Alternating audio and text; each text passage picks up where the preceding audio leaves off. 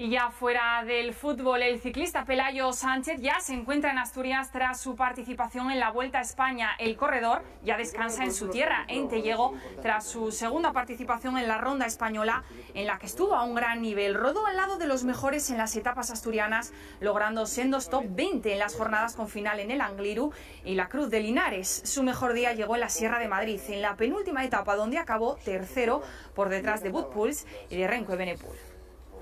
Pero bueno, ya está pasado. Hicimos una Vuelta a España un poco de menos a más, era mi segunda grande. Son 2 días increíbles para mí, ¿no? La gente estuvo de 10, siempre hacen que sea muy especial y yo creo que eso pues, me dio bastante experiencia para poder afrontarla con más garantías. Pues fueron 2 días increíbles para mí, ¿no? La gente estuvo de 10, siempre hacen que sea muy especial venir aquí a correr el Principado y la verdad pues que mucha ilusión de conocer una subida tan mítica como el Angliru en carrera y otra subida inédita como Cruz de Linares que yo ya conocía entrenando, pero pues todo el mundo pudo ver en directo. Aunque sean jóvenes, pues son corredores que tienes como referencia, pero en ese momento pues llevan un dorsal como tú y al final son rivales y uno siempre sueña con obtener la victoria y pues nada, dar el máximo y sí que es verdad que estuvimos cerca, no pudo ser, así que habrá que seguir trabajando para intentar tener más oportunidades como esas.